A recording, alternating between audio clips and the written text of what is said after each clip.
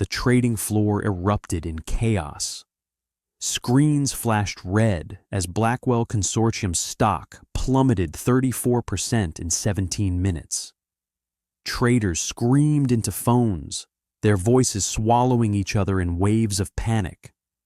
$510 million evaporated before the opening bell finished ringing.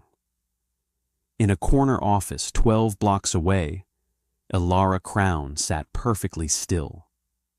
The city sprawled beneath her floor-to-ceiling windows, oblivious to the financial earthquake she'd triggered with a single email.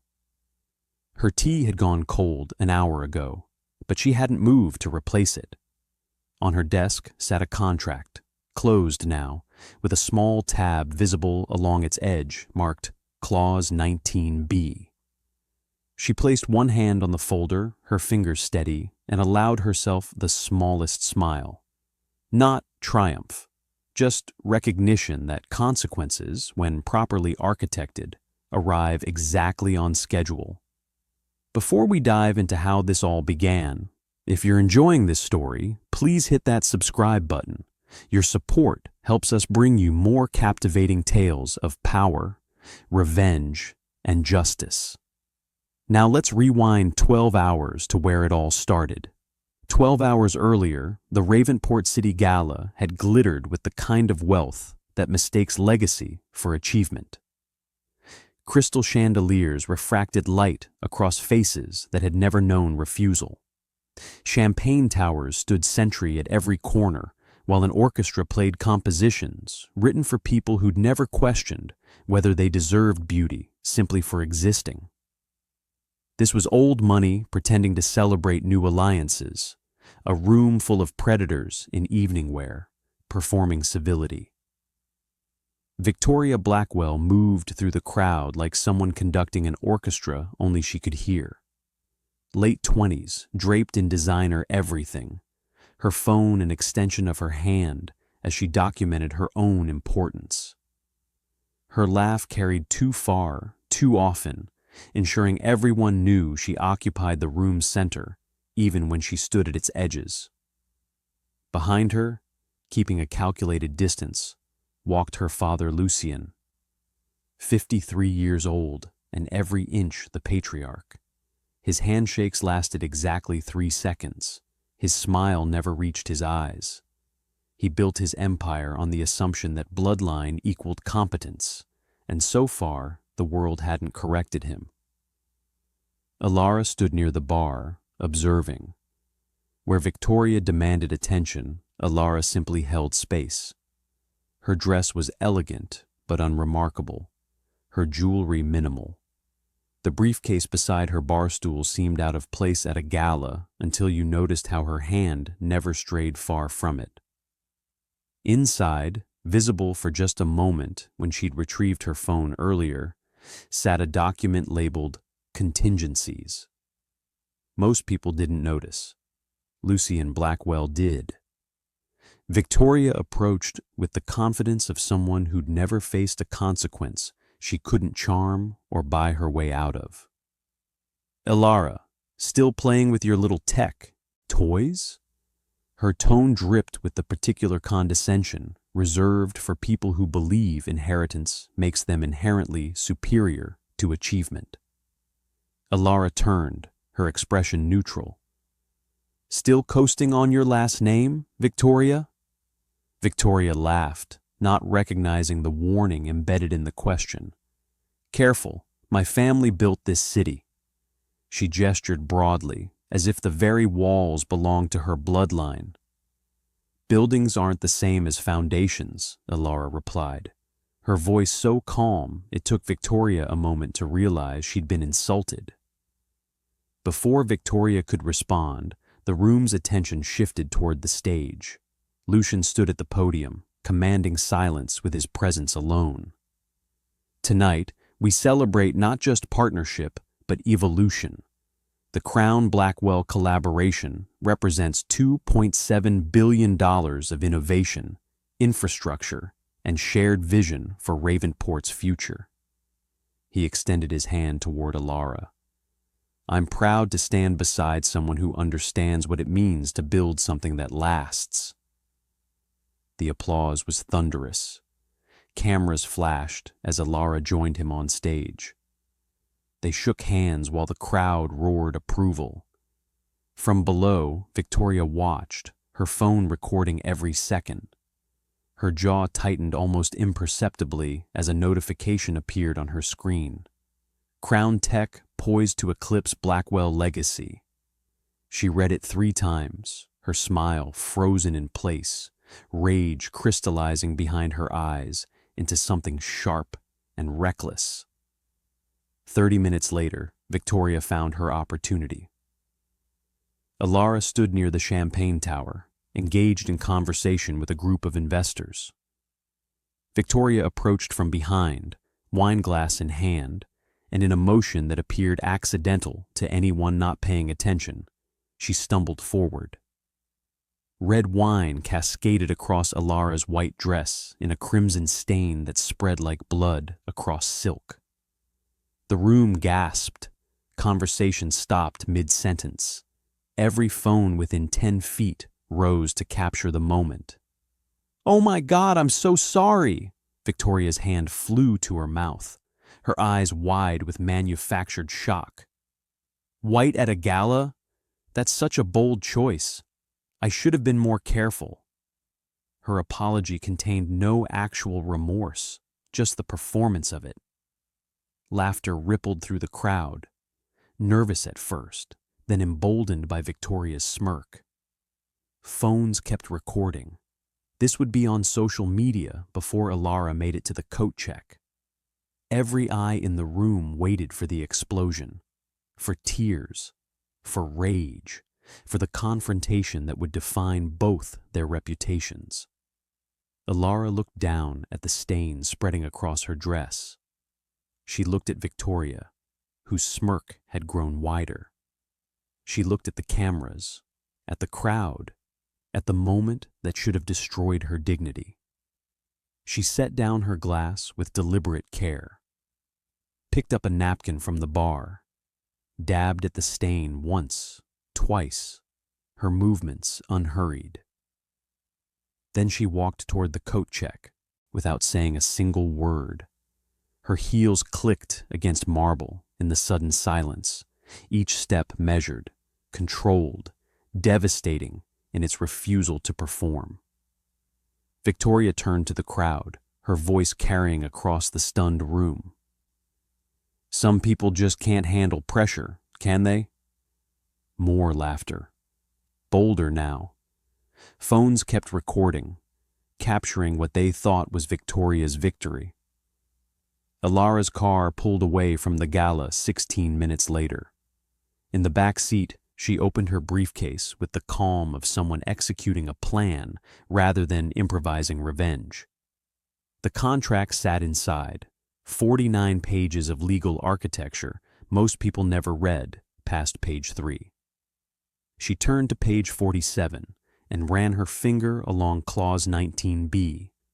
Party A reserves the right to terminate with immediate effect in cases of reputational harm, public misconduct, or breach of professional decorum by Party B or associated representatives. She'd written that clause herself 3 months ago. Lucien's lawyers had skimmed it. Victoria had never even seen the contract. Elara opened her phone, typed a single email, and hit send. The subject line read, "Notice of termination, clause 19b, effective immediately." At the gala, Lucien's phone buzzed against his chest pocket. He ignored it once, twice. On the 3rd buzz, he checked. His face drained of color so quickly the person beside him asked if he needed to sit down. He was already moving toward the exit, Victoria's name a curse on his lips. The stock market opened 6 hours later to carnage. Blackwell Consortium shares collapsed the moment news broke that Crowne Tech had terminated their partnership. Traders who'd gone to sleep confident woke to disaster. The numbers fell so fast the algorithms couldn't keep pace. $510 million became a memory before lunch. News coverage exploded across every platform simultaneously. Split screens showed Victoria's wine spill video on one side, the stock collapse on the other. Financial analysts called it catastrophic. Social media turned Victoria into a cautionary tale in real time. The headline everyone shared: Blackwell heiress sabotages own company. Comments poured in by the thousands. She humiliated the wrong woman. This is what happens when you inherit power instead of earning it. Elara Crowne just taught an entire generation how consequences work. That night, Lucien burst into Elara's office without knocking, Victoria trailing behind him like a shadow that had lost its substance. "You can't do this," he said, his voice stripped of its usual authority. "Our families have history. My father knew your father. This is a contract," Elara interrupted, not looking up from her desk, "which you violated." Victoria stepped forward, her earlier confidence replaced with something desperate and ugly. "It was a joke. You're destroying us over spilled wine?" Elara finally looked up, her gaze so level it forced Victoria back a step. "No, I'm enforcing consequences you thought you were too important to face." Lucien shifted tactics, his businessman instincts kicking in despite the panic. "Name your price. We'll double the deal, triple it, whatever you want." "There is no price, Lucien. You can't buy back credibility once you've sold it for a laugh." Victoria's voice cracked. "You're doing this because I embarrassed you? Because of one stupid moment?" Elara stood slowly, walked to her office door, and opened it. Her voice, when she spoke, carried the weight of every humiliation Victoria had ever inflicted on people too decent to retaliate the same way. "No, Victoria, I'm doing this because you thought I wouldn't." The silence stretched between them like a chasm opening in real time. Lucien opened his mouth, closed it, then walked toward the door. Victoria didn't move until her father took her arm and pulled her forward. "Your car is waiting," Elara said. "Don't make me call security." The next morning, Elara stood before a room full of journalists, competitors, and the same elite crowd that had laughed 24 hours earlier. The atmosphere had changed. Where there'd been mockery, now sat attention. Where there'd been assumption, now lived uncertainty. "Victoria Blackwell told me her family built this city," Elara began, her voice carrying to every corner without needing amplification. She was right. The Blackwells built towers, monuments with their name carved into stone, beautiful structures that touch the sky. She paused, letting the image settle. "But I built something different. I built trust. And here's what I learned. When you inherit power, you forget that trust isn't passed down like property. It's earned every single day through every single decision." She looked directly at the section where Victoria's friends sat, their phones now idle in their laps. "Last night, the Blackwell name tried to humiliate me in front of everyone who matters in this city. Today, the market decided what that name is actually worth. I didn't destroy them. They destroyed themselves the moment they believed consequences didn't apply to them." The room remained silent. No one was laughing now.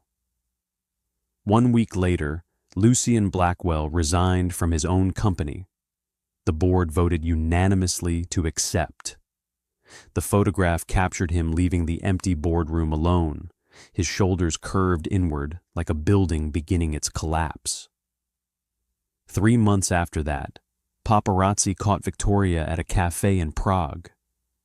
She sat alone, scrolling through old photos on her phone, her face gaunt in the European autumn light.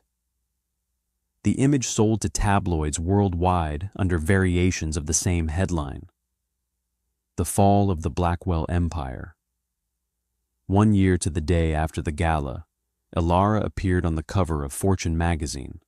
The headline read, "The New Standard, How Elara Crowne Redefined Corporate Ethics." Inside, the article detailed how regulators had begun incorporating Crowne clauses into major contracts across 17 industries.